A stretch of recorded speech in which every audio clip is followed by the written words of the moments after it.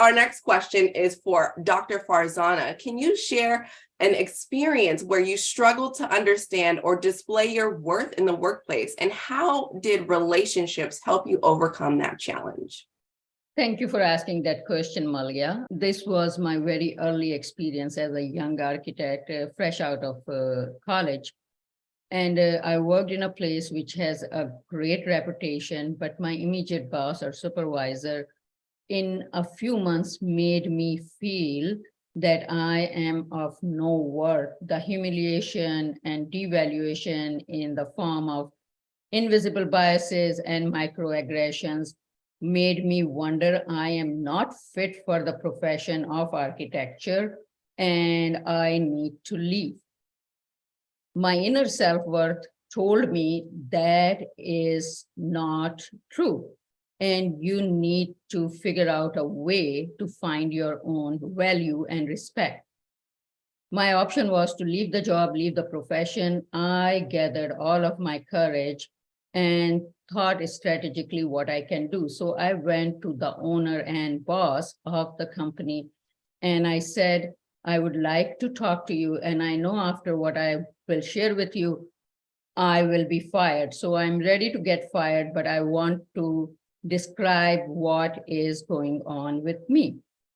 Of course, the owner and boss was surprised because he was very forward thinker and did not wanted those kind of discrimination some 2 decades ago.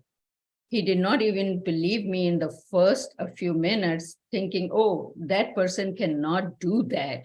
That is not the culture we are having over here. But he actually gave time to listen to me and started to processing and understanding that this is actually happening. The invisible biases, the microaggressions we all heard about from Chloe, those are all real. So he then asked me, gave me some options that here is what we can do. And the first option, which happens in corporate culture, is let's sit down with that person and talk about it. Knowing my position as a junior architect and his position as a senior manager, that would have been an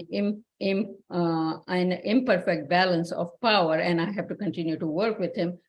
Long story short, we figured out different way and different strategy, but it did a few things for the company and the culture also to cultivate the culture of belonging. He started paying attention to what is happening in the top leaders started paying attention to what is happening in the culture in terms of team interactions and team behaviors. He also organically took a role of mentor and informal mentor in the beginning, and then became his mentor and sponsor. And that relationship lasted the lifelong until he passed away. The point here is that if you feel something is not right for you, if you are in a toxic environment, and if you are subjected to behaviors which take you down psychologically, figure out a way, figure out strategies, find your network and see where is the best way to go with it. Utilize your emotional intelligence. There was a question by Rachel, I believe this was after I said about the environment, that how long you can stay in an environment which is not helpful to you.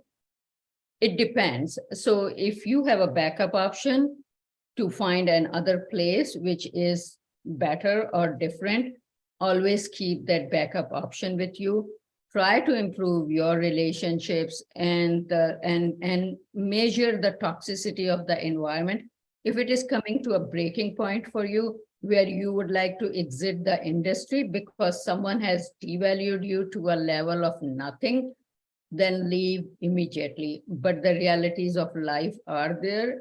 If you can find an alternate workplace or improve the toxic environment over there by talking to different leaders, if that is possible, but keep all the options.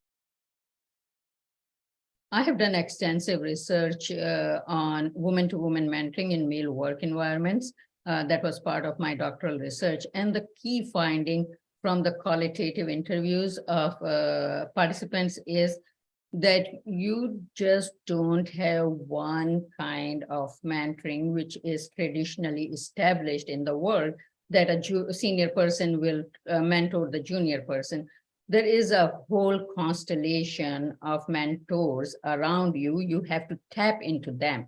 Just like the stars on the sky, when you see them in the form of constellation, they shine more brightly. So that is the exact concept. Yes, the traditional mentoring is important, that you have a senior mentor, senior person who mentors you, but then you have your peer as your mentors, the people who work in the same company, same profession, same industry, even in allied industries, but they are part of the same industry framework. And then your friends, you have friends from different places, from your school, from your college, from your professional college, then from your social network.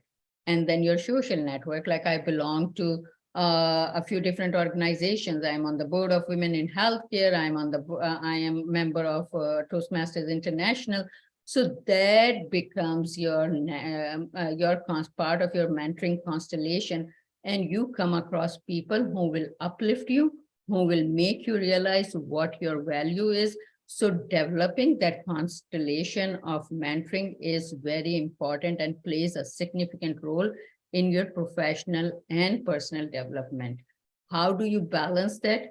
You find where your heart and your passion is along with your profession, and you can evolve. You can go in different directions. We just heard that Malia has been in oil and gas industry, and each one of us have different backgrounds.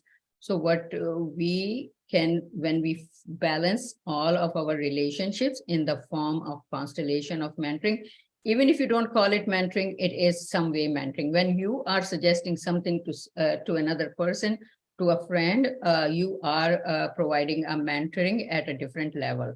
So develop your constellation of mentoring and relationships.